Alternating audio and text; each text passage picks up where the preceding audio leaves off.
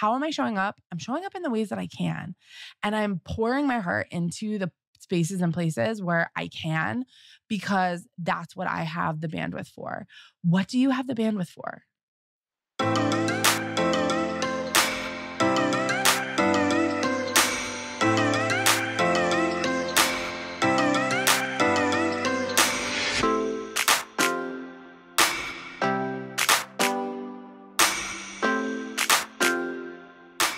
Hello, hello, hello. Welcome back to another episode of the Boost Your Boutique podcast. It's Emily. Well, first of all, if it's your first time listening, hi, I'm Emily Benson. I'm a boutique business consultant, and I have a company called Boutique Training Academy where I have free trainings, and then we have courses and programs that you can take with me. If you're in the market to start, grow, or scale your boutique business, you're in the right place.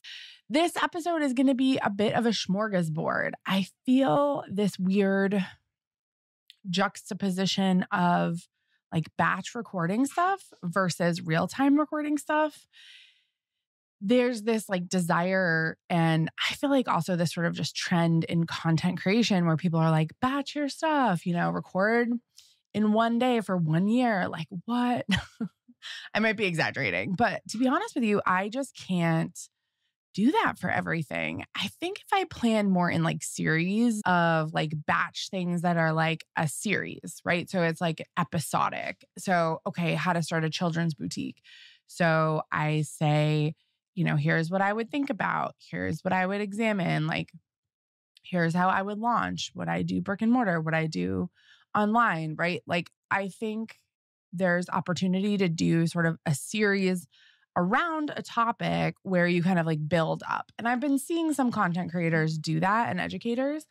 And I like it because I do feel like it has some continuity with the content and you know what to expect and it gives you different angles. I do feel like it can get repetitive though in the content because it is all the same. So like, for example, I've been watching someone's series about digital products for, I don't know, 3 weeks or something. I mean, maybe I'm exaggerating. I think she might publish twice a week. So maybe it's only been 2 or 3 weeks, but it's like a significant chunk of her most recent uploads on YouTube. And that's like where I follow her. So I've just noticed it a lot that she's like doing the series and like what she's promoting. And it's great. Like, I think honestly, she must have gone and looked at her analytics and said that was my best video. And now she's going to do a series on it. So I think there's opportunity for me to do that. I'm talking you through this for 2 reasons. One, I want you to hear how I think about growing my business and choosing what I want to do and how I want to do it. Because I'm worried that so many boutique owners think there's one way to do things. And the more I am in business, the more I work with different people in different parts of the world and like that have different perspectives, what I realize is everyone can do things their own way. And I know there's people on the internet saying that, right? Like do it your own style, whatever. But I actually feel like right now is so important. Like I'm not filming this on video, but if you could see my face, like it's just so important to be your unique self and only do the things that you want to do. Because here's what I learned is when I have to suffer through something, which is, I'm sorry, but like my parents' generation is very like, let's just suffer through it. And I am like that. And I don't want to be like that. I don't want to suffer through things. I want to do things that are fun. So in the past like 6 weeks, 12 weeks, I've been sort of doing an audit on not only my business, but just like my content development and how am I working and what's the structure and what do I really enjoy doing? Like what is lighting me up? Because there's definitely things in the past year I've done and they've been fine. Like I wouldn't say that they're bad or negative or the person was bad. Like nothing was wrong, right? It just sometimes didn't feel quite aligned, whether that was the other, program people, person, thing, what I was teaching. I mean, there's been times I've taught master classes that I'm like, well, no, it doesn't. Here's the thing. I feel like if I'm excited about it, I'll whip it together and go. It's when I sort of hesitate and I need to trust my gut and trust my hesitation.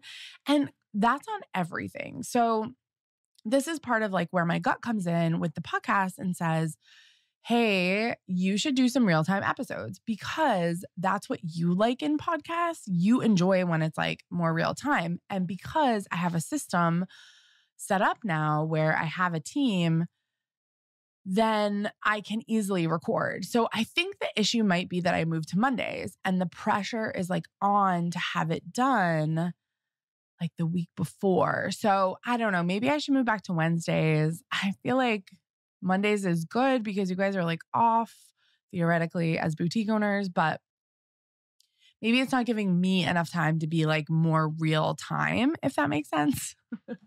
So I don't know. I just have to look at that. I think I want to be bringing you like the latest and greatest, which is what we're going to talk about today. So that's where I'm coming in saying, the past couple of weeks have been a little bit more of like not batch style necessarily, but mid-June update. I filmed that like super real time. Everything else is like a week or two ahead. And some of it's getting like really tutorial on the podcast, which I want because I want people to discover me through this platform, right? But I also want someone like you who's been like listening forever, who's more established, who's really hanging out here to hear what I have to say and hear my perspective on the industry and what's next and what we should be working on in our business. And so that's what I need to start sprinkling in. So that's what this is. Okay. Cool. One of the biggest things I see across the board in boutique land is this turnover. And I can't say it's the first time I've seen it, but I think that it's happening because of this post-COVID surge of people who sort of came in, like we had COVID and a deluge of people left direct sales like the year before COVID. And so the industry has been hit really hard. And there's this huge push now for sustainability because it went so wild there for a little while. There's an increased focus on the sort of life cycle of the product that you're selling. So like most of you guys that listen are doing what would be considered fast fashion, meaning you're like on the trend, buy now, wear now. That is, that's probably 90% of boutiques, maybe 80, maybe I'm exaggerating. I would say it's like the most boutique volume because it's sort of that like middle ground customer. And I think that that's fine, but I do feel that there is a push to, on one hand, really think about what you're selling, how you're selling it, and like where that's going to end up. So like, let me just be honest, like we're filling up landfills, right?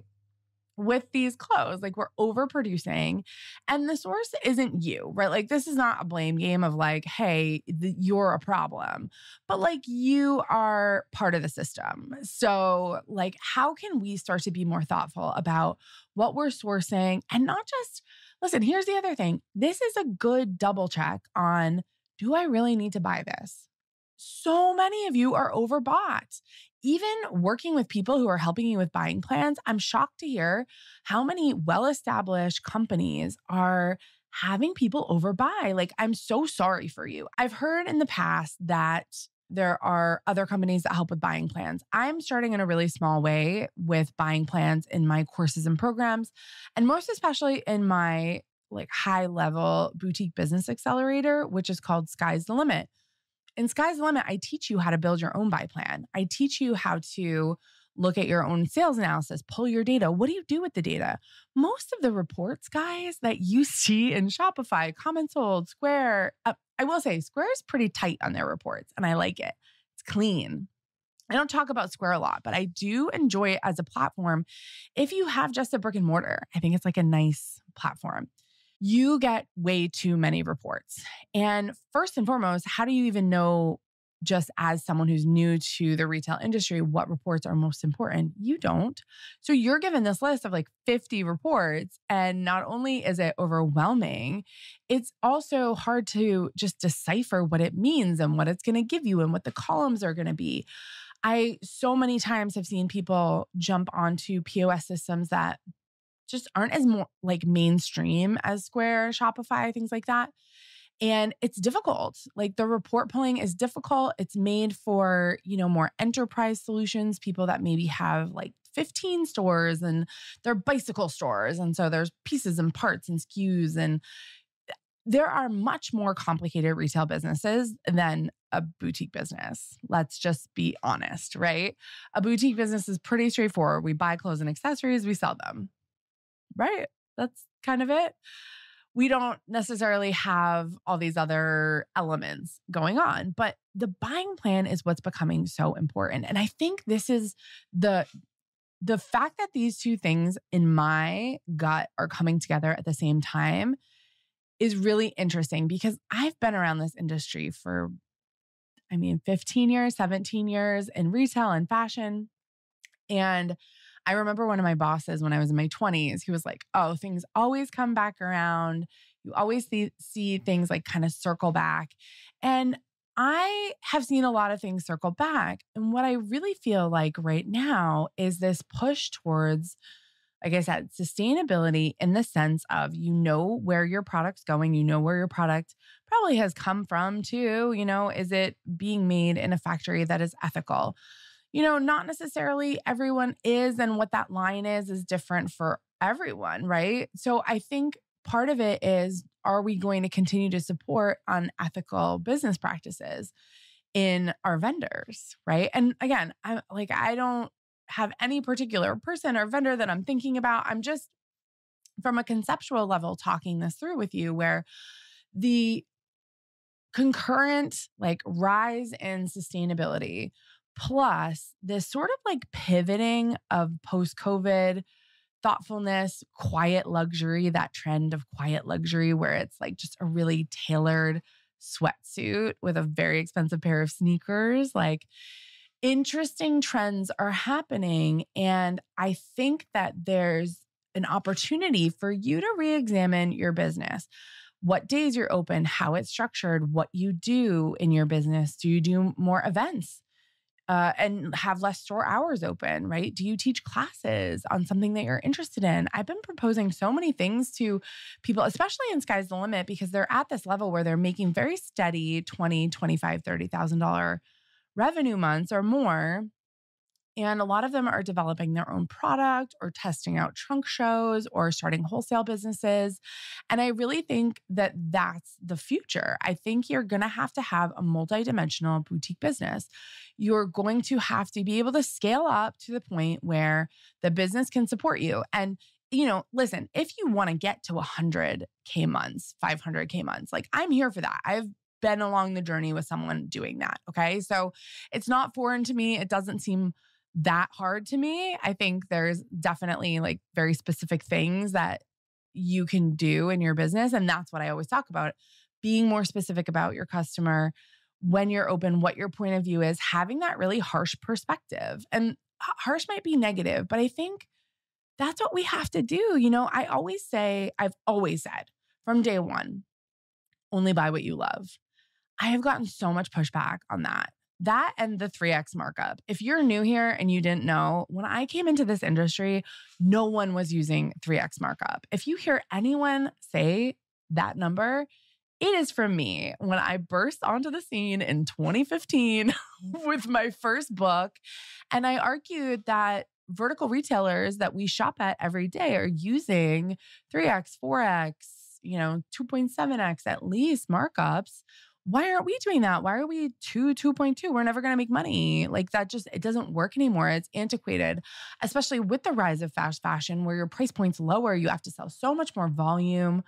I'm just on a kick here. But I think the big piece of all this, now is your time to be more thoughtful. Now is your time to have a solid perspective on what it is you want to do. If you want to start a plus size consignment boutique, do that. There's this rad group of women, humans doing it out in LA. It's called the Plus Bus. I follow them on Instagram, I want to say. They're the coolest humans and they're making plus size be fun and cool. And I believe it's a mix of vintage, new, and maybe consignment or recycled or something like that, upcycled. I am just so into it, especially with plus size where it feels like vendors just aren't on that bandwagon yet, which I'm still confused by. And even last year in my Magic Talk in Las Vegas, I spoke about how we need to continue to challenge vendors to actually fit things on plus size women so they fit. There's some vendors that are doing it really well and there's other vendors that like get it together. I know it's expensive. I know it's an investment, but what if you could double your sales because you put that investment in, right? Do it thoughtfully. Do it in your best sellers. Like do it in things you know will sell, and ask plus size women, curve women, whatever we're calling ourselves these days. Like ask them if they like it. The amount of freaking t-shirts that were horizontal striped that I used to see back in 2013 for plus sizes. I was like, come on. Like everyone knows that is not flattering. So, I recently saw that Victoria's Secret, who's like trying to make a comeback and be more inclusive after having men run the show over there, which, guys, men have run the show at many, many, many of the top retailers in the world for ever. So remember, all of these beauty standards, these fashion standards aren't necessarily originating from women. In the past, I think more and more every day, women's perspectives and solutions to the problems we uniquely have show up in the marketplace. So if you're in that situation, I have a friend right now that's developing a product and I'm so excited for her. It's taken her forever to like, just kind of like go for it. But last time we talked, she was like, go, go, go.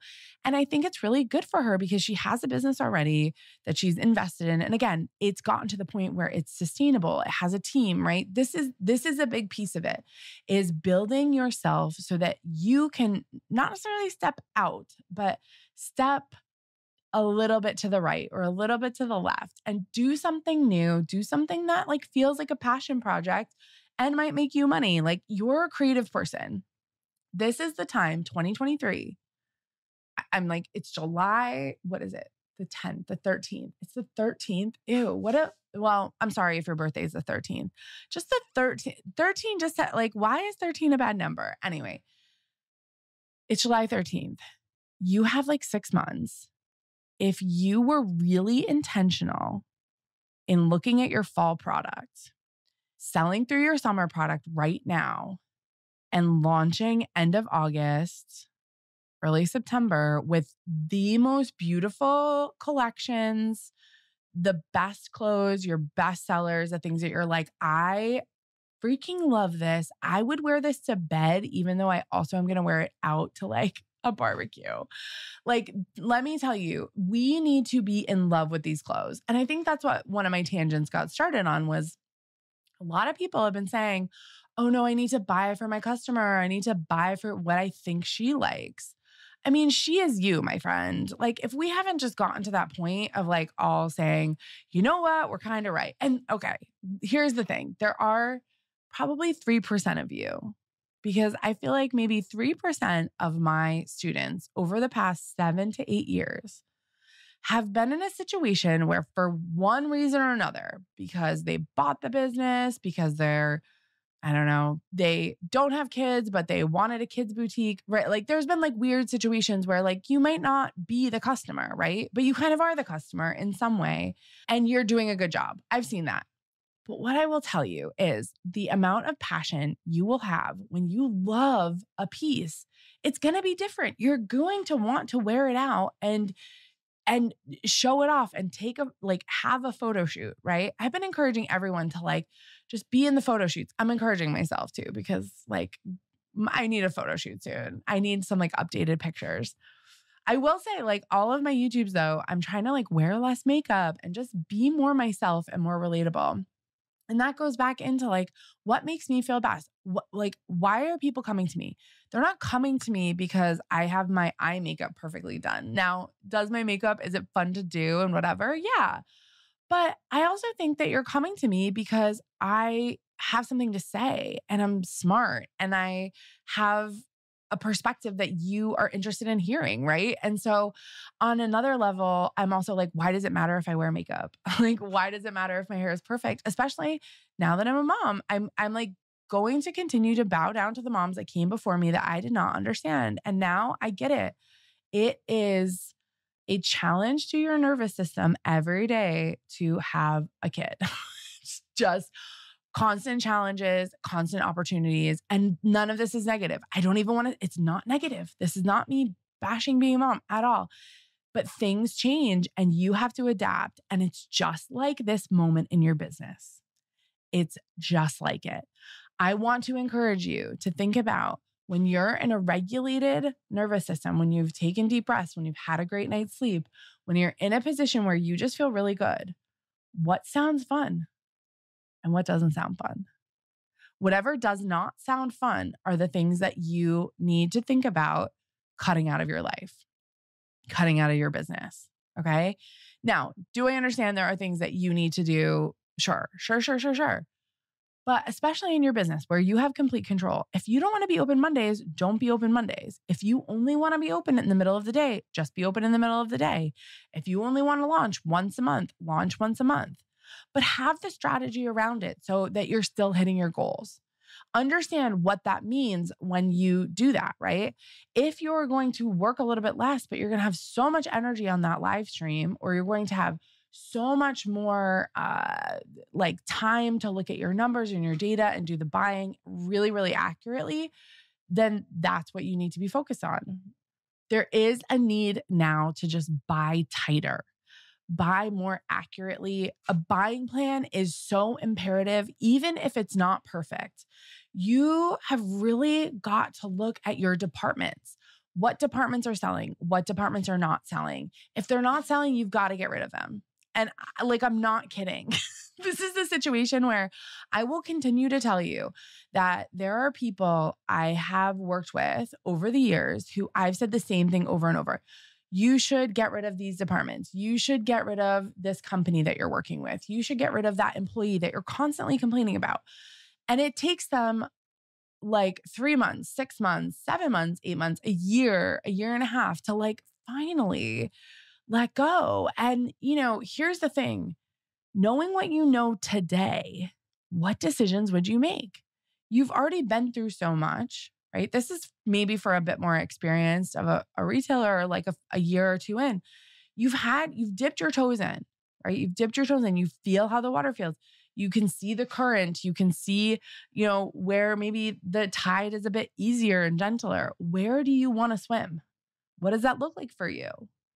It can be different than it used to be. And I want to give you permission, full permission to change your ways. Honestly, one of the things that I do enjoy is one-on-one coaching. And I haven't been promoting or selling packages this year at all because I just didn't know how I wanted to do it. I usually will do like 6 months or a year or just sort of like ongoing with people. But I've gotten to this point where I just am so frazzled. Well, not anymore, but I was so frazzled. It was just like my one-on-one client is my kid. That said, I love one-on-one. I love getting in someone's business and really like picking it apart and seeing it from the outside. I'm a really, really good editor. So if you come to me with like ideas and a start, I can help narrow it and like define what needs to be next and what to get rid of, all this stuff that I've been talking about. This is something that I'm really good. It's editing. It's editing your business, editing your assortment, all of that stuff. It's so important. And I think for me, like I actually have missed that, right? I haven't done it in like a few months. It's been pretty sporadic. I've mostly been doing sort of one-on-one coaching. It's I guess like semi-private coaching, I think people call it these days. Semi-private coaching in Sky's the Limit, where it's like a small intimate group. But I am on with someone for 20 to 30 minutes, 15 minutes, so we don't get to as many people on calls, but the group is smaller and people are still kind of bouncing off each other and everyone's at the same level. So whatever I'm teaching, it pretty much applies to everyone. They might be at different stages in the program, but they're getting to see all the aspects of sort of like building a sales analysis, creating a buying plan, developing a Facebook ad strategy, all of that stuff. Those are like sort of the big pieces that move the needle that I do go through, teach, and then we workshop it. It's a workshopping like critique every Monday. It's not every Monday, but it's most Mondays. The workshop call, our last workshop call, Rhonda, who I absolutely love, has this stunning brick and mortar boutique. Like I want to go there. It's 4,000 square feet, which is, I say to her, I think on every call, it's so overwhelming to me to have to merchandise that. I'm really impressed. Like that's a huge space. And what happened was that she like ended up having too much inventory. Part of that was I think kind of trying to have maybe a little something for everyone. I don't want to speak to Rhonda, but she does have like a pretty wide range for an ideal customer because it is a big boutique, right? So she has like sort of this wide assortment. And then on top of it, she overbought from some advice she got with buying plans and buying, and she just ended up overbought. And so when she came to me, she's like, I just want to stop working with the company where I'm getting kind of buying advice from. And I want to learn how to do this myself, get a grip on my numbers. Like I know my business, the thing about coming into Sky's the Limit, I find, is that the people that join are very smart and they really want to get control of their business and they want it to be even better. Even if that just means streamlined. Again, for Rhonda, the big thing was just stopping overbuying, focusing on the departments that were selling really well to not only buy into those more, but those are the promotion things. Those are the, in the windows, those are the marketing, what's driving the marketing, right? It all fits together. And I think that as you become a more established boutique owner, those are the things you're thinking about more and more. And because you're thinking about that more and more, some of it you've mastered. Some of it you're really good at. And it's just these tweaks. That's what I find in Sky's the Limit. A lot of people were just tweaking things. It's not this massive overhaul. Sky, like honestly, in Blueprint or boot camp is where we see people have these massive overhauls where they come in with like a ton of inventory. If they're not new, people that come into my level 1 course, which is called Boutique Basics Bootcamp, in that course, we do have people who are established that come in that are like, I have $30,000 worth of inventory and like none of it's selling. I don't know what I'm doing. I just need to start from the basics. I didn't really like start with a plan. So I need to kind of sort of rewind to then fast forward back to where like you've learned stuff, you have things set up, but it's just not working the way you want it to. So we go in and we sort of fix the mechanics. We get through the inventory that's not working. Like we help you do that, right? And then because it's going to be different for everyone. That's why I've been encouraged to take out my group coaching calls and I love them. And Ariane loves them, my co-coach. We have such a good system down. We split days, we split times. I just do Sky's the Limit myself. That's like the highest level course program that I do. We split the days, we split the time. So everyone gets 2 different perspectives because Ariane is really smart and she knows so many things about like working with vendors and managing inventory. And so I love going to her and she like, honestly, she's a student, right? She came to me as a friend and a student. And so as she coaches, she obviously like has my mindset tricks up her sleeve all the time because she's been most transformed by that. She knew the inventory stuff already. Like that's her strong suit from working at Henry Bendel for so long. Anyway, I might be getting into too much detail, but I think that with the group coaching calls, that's where we can work with you a little bit more on how to move through that inventory or how to tweak your logo or how to tweak your prices. We've been talking about so much of that stuff. Last night or 2 nights ago, I was on a boot camp call, Boutique Basics Bootcamp. I was on a call and we had so many different questions. It was a long call. I talked for too long, I think, at the beginning. I was getting excited. But we talked about what to mark down, what to put on sale, how to do a pop-up, how to think about setting up your pop-up so that you can sell through inventory. We talked about how to restyle things for fall, how to reshoot things, how to photograph things for your website. We went through a host of different topics. And I think that's the fun part for me about courses is you can come in and we want to help you. We want you to move forward. We also like need you to show up and ask the questions and be there and like go through the course, like do the work, do the workbooks, listen to the Q&As, right? Anyway, I'm getting on a tangent about courses, but what I will say is that being in a community and having the support, what I will say is people are uplifted by it. They're motivated by it. They get to the point where it feels really good to them. And then because they're feeling so good, they end up selling stuff. And we do see revenue increases because of that. Now, I can't guarantee that for everyone. You have to do the work. You have to show up, ask questions, like say, hey, will you look at our website? Will you look at my website? I want some feedback on it. We will totally do that on a call. That's where we get to actually give you that one-on-one, like specific advice. So, right. The other thing about one-on-one. So we do have courses. I'm getting too far into courses, but what I want to end this little section with is sort of The fact that I have opened up one-on-one specific calls for the time being, I'm going to try it. I really want to get back on calls with people, and I think it will be really fun, but I don't know how it's going to go. I haven't done like one-on-one calls in a long time. So I just want to make sure people get value and they feel like they have sustained things they can work on. So anyway, I'm calling my one-on-one sessions fire hose consulting sessions, one-on-one fire hose consulting sessions. People have said to me over and over, Emily, when you tell me business advice, it's like a fire hose. You just like it's so much, it's so overwhelming. I could take what you have given me in this 1 hour and work for 2 to 3 weeks on the things that you're asking me to do. Because here's the thing, you're also running your business, right? So it's not like you're just a fresh out, like, and I'm saying, here's what you should start with. It's you're in a business running it or starting it. And this advice is to like tweak and refine, but it still will take a while to implement. So anyway, I have opened up spots. They're limited each month. And so if you're interested, I will put the link down in the show notes. Now, speaking of sourcing and, I want to go back to like the pivoting and the sustainability and being more intentional with what we do. We are seeing huge pushback from Shein or Sheen.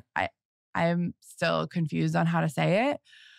They did an influencer trip to Asia and they've been putting out a lot of interesting press. Shein invited influencers to come to their factories. They kind of put on a show is what the industry really thinks, because everything was like a little bit too perfect. And you always know like you're going to get caught when things are like just too precise, right? But it spawned this whole conversation within the fashion industry about sustainability. And they came out, they did an article in Fashion Dive, which is a really nice newsletter. If you don't get Fashion Dive, I really like it. I think it comes from Informa Markets, who puts on the Magic show, Magic in Vegas and New York. And they put out a bunch of other markets, but they have like sort of a newsletter and it's a roundup of sort of what's going on in the industry. I like looking at it. I think they send it maybe every week or 5 days, 4 days. I don't know. There was an interview recently featured in there from an executive at Shein, and he talked so much about circularity.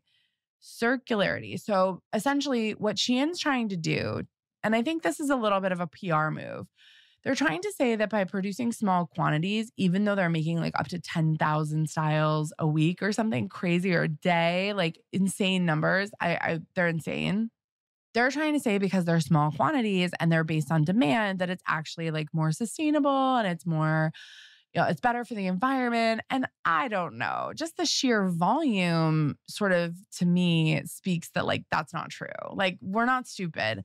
Just because you're creating small quantity, like you're also the producer of these garments. You could offer less. Like, I think the amount of corporate greed that has like come into, I mean, it's been around forever. Like, this is not a new conversation, but we're seeing it in these really interesting ways where it's just like, Shein, like, why do you need that much money? Like, why do you need to have such a huge, like, they have factories in like 15 countries. I need to get the article and actually quote it. I'll post it in the show notes and I'll post it along with the content that I'm putting out around this episode. But honestly, like they have a factory at least on every continent, if not more. So they're now creating more places to produce. And again, if we're going back to like, okay, yes, is the demand there? Yeah, but also are we kind of like creating the demand ourselves by producing so much, by offering people so many options and so many choices? To me, like, why can't we say, all right, I want to make $1 million a year. There's a sustainable way to run a business that is $1 million to, let's even go to $100 million a year in revenue, make a solid amount of money for you personally as a CEO, build it really lean, and kind of stay around that number. Like, why do we always have to be growing? What's the end point? What's the set point? That's my issue with Shein is it's like, what are they going to be, like a $50 billion company a year? And like, all we're doing is creating more waste. Like, I think I'm making like a political statement here, but I don't know. Like, I think that one thing to say, I'm a small business owner. I want to cater to my community or who I am as a person because I don't see it represented in the boutique space or the fashion space in the way that I would love to see it presented or the way that I would love it to be sold to me. Like maybe you don't see yourself reflected and you honestly open up your store because you're like, I want to dive into this and help people like me, or I love fashion and I want to show my unique style. To me, that's like really valid. And I think that there's more opportunity for small business owners to have their perspective in the fashion industry. But when it comes to these big dominant retailers, like it's just interesting because it felt like department stores are kind of falling off. Like we still have our Nordstrom, Macy's is still like holding on by fingernails. But I think the idea of a department store, obviously Shein's trying to do that online. They're trying to satisfy the needs of a lot of different groups in one place who like fast fashion, right? But what's the limit? That's where I just don't like it. I can't wrap my head around it. I feel like not only is it just like, why can't we just have more small businesses? Like, why can't we get to the point where, okay, you're making $1 billion, okay? Why can't you start to create microloans for more small businesses, again, to help communities, whether that's a community online or in person? Again, it doesn't have to necessarily be this like your town. It can be people like you who love like candles that smell exclusively like food and are shaped like tapers. And I don't know. I'm just going off on a tangent, but my point is, I feel like the Shein movement, we can't complain about it. We have to talk about how toxic it is. And not from a perspective of like, oh, they're stealing our business. Like that to me is a scarcity mindset. That I don't want to get into that. I don't want to get into like, oh, my Amazon's my competition or, oh, okay, Amazon's another selling platform. If you want to go sell on Amazon, you should, because you could get approved selling on Amazon potentially. So, just think of that as another Shopify. Just think of that as another Etsy. So Amazon, like, yeah, are you going to see dupes of things that you see in the boutique world? Yeah. Could you go ahead and sell on Amazon? Yeah. Could you sell on Shein? No, unless it's like recycled Shein stuff, which they're starting an exchange, which again speaks to consignment and sustainability. But like they're producing more. They're not saying like, oh, when the exchange is full and there's 50,000 pieces on it, we're going to slow our production down, right? It's like they're just feeding their own ecosystem. So everyone's just going to shop and exchange and like, blah. Like, I don't know. I just feel like it feels very complicated, very like, pinky in the side of my mouth moment. Like it just feels a little bit evil. And I think that's why we're all having these reactions to Shein and it's coming out and like, oh, people are shopping them and they're stealing our business. And like, I get that. I also think Shein, they're never going to be you. They're never going to have that personality. And then this goes back to what I very much started off with this is a time to pivot, a time to be intentional, a time to rebuild, become more aligned. What is going to help your boutique show up at your highest self? Its highest self. What is the attitude of your boutique? How do you feel? Like, I'm going to be honest, I haven't been in my like best and brightest moments lately. I don't want to get on Facebook Live and have fun with you guys. Like I do, but like I'm not mentally there. And so how am I showing up? I'm showing up in the ways that I can. And I'm pouring my heart into the spaces and places where I can, because that's what I have the bandwidth for. What do you have the bandwidth for? And if you have the bandwidth for a lot, like, yes, go for it. Okay. What's sustainable? What can you do and not unalive yourself, not be getting sick all the time, not be, in a place where like you just aren't having fun anymore.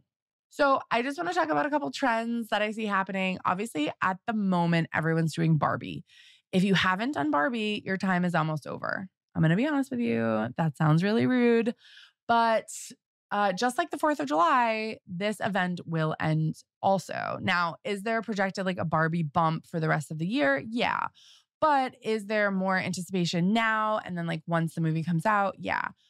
We're hoping to see Legally Blonde 3 come out, which I think is like a really fun thing to also try to play off of in your store if that feels right for you and your customer. But I do want to encourage you for the rest of the year to focus on not overbuying, I am going to go on the record again as saying I think shackets are almost done. There's got to be a new shacket coming. Who's going to design it? Is it a kimono? Is it a shacket kimono? Is it a wool kimono? Hi, who can design that for me? I would wear that in a heartbeat. Kind of have a wool kimono I got from Athleta, but it shrunk a little bit. And it's just not quite right. It's not quite right. Maybe I'll have to start making them. But what's the next shacket for reals? Because we've been seeing shackets for like 5 years now. And I don't know. Just like wool hats. Like I feel like wool hats kind of went off the cliff last year. And I predicted it. If you were around me like 2-3 years ago, I'm like, the wool hats, we're having our moment. Wide brim wool hats. But now everyone has a wall full of them and they're fine. They're great. They're still cool. I think people are still wearing them now and then. But I also feel like headbands like are having a moment, have been having a moment, right? Be careful with shackets, please. And I would also say like maybe be careful with sets, like 2-piece sets. I think that people are still going a little too hard on 2-piece sets. So I just want to like warn you. Again, take my advice with a grain of salt. What I say is not the end all be all. What I am speaking from is years and years of experience and being in the thick of it with you all the time and seeing the trends come and go. And also having a gut feeling because I've been in this world for so long of when they're going to come and go. Okay. So like you can trust me or not, that's fine. And I might be completely wrong. You know, maybe wool hats are going to have a comeback, but like, I don't think a lot of you guys are selling many of them anymore. I do think like sparkly cowboy hats, again, Taylor Swift, Barbie, like we're having a very pink moment. Like there's a lot of pink washing going on in our world and that's fine, but not everyone is doing pink and sparkly, right? So I want you to remember that there's still the woman just like you who needs to get dressed for every day, not just the Taylor Swift concert, not just the Barbie movie that they're going to with their girls. But I will say the girls' events, I mean, it would be kind of cool for your boutique to host a Barbie night at the local theater. Just saying, right? There are things that you could do that could be really fun. So there's tie-ins other than just product that could be fun. Think about doing some events. Everyone seems to be doing permanent jewelry. I think that'll pick up for a year, like a couple years, but I don't know if that'll last forever. Again, I think a lot of these things like succulent bars, like everyone's doing those for a while. I think people are still doing them. But I do think that there's new ways to bring people in for events, for classes, for styling sessions. Like even if you did an event where it was like, you know, you don't have to put on a whole fashion show. You really don't. You could put really great mannequins around the store and have signage next to them about why the look works, what body shape it's good for, why it's on trend for fall. And you could make an event out of it. You could call it like your fall launch. You know, put on your own, like for a long time, there's been a trend of doing more of like a presentation for fall or spring fashion week. I most often see it in New York. I think it's in New York, you can like rent a big warehouse and it's kind of cool, you know? But J. Crew often did them as well. I feel like that was like, they did them almost every year. Target has done them. Anyway, the idea is that like you turn a space into a showroom instead of doing a runway show. So models, and in your case, it could be models, but mannequins are also totally doable. Set up some mannequins around the store and guide people through and teach them, show them what to wear, show them what the trends are. Remember, people are coming to you because you're more fashionable than they are. You know what fits better than they do. You have a magic inside you that allows you to see a person, I hope, and help them pick something out for themselves that feels good, that is going to make them have a better day. Like that's what we do, right? Like we're clothes dealers. I used to have a bracelet that said hug dealer. It's so cute. But I think we're clothes dealers and we have to be serious about that. We have to know that people are coming to us for our style. So what's next? How are you going to embrace what's next in your own way, right? Again, we're going back to our own way. If you're like, doing a movie theater outing sounds so overwhelming, Emily, or like, we don't even have a movie theater within 2 hours. Okay, like, obviously that's not going to work. But even doing a meetup at a movie theater, like, hey, we're all going to meet up. We're going to wear our pink, cute clothes. You know, we're going to host. We're going to do like a little swag bag for everyone. But like, you have to buy your own ticket, you know, buy your ticket here. I'm sure you could rent a theater. Anyway, I just think there's a lot of opportunity for you to capture things that are fun for you and turn them into revenue making things that are already off of what you're doing in your store. And that gets me back to that like bigger picture of a boutique owner who's doing 25, 30, $40,000 a month and more. You can start to have the freedom to do some new things, whether that is investing in property or I don't know, again, starting wholesale, all that stuff. There is more opportunity for you. And I want you to get to that level. If you're at that level, come join Sky's the Limit. We have such a good group. We have so much fun on Mondays, and people are really having great progress and enjoying the high level conversations we're having in there. So we're starting to work on Facebook ads and setting up a Facebook ads system / funnel. We just got done with email marketing. So now we're moving on through Facebook ads, but we're always working on buying plans and we're always looking at sales analysis and refining those for each person in the group. So if that's what you're struggling with and you need help, I want to invite you to join us. I'll put the link, but I'm pretty sure our link is just boutiquetrainingacademy.com /skies the limit, just all one word together and all lowercase. So okay, I think I'm going to wrap up because nap time's almost over, frankly. And this is like my allotment for the day to record this.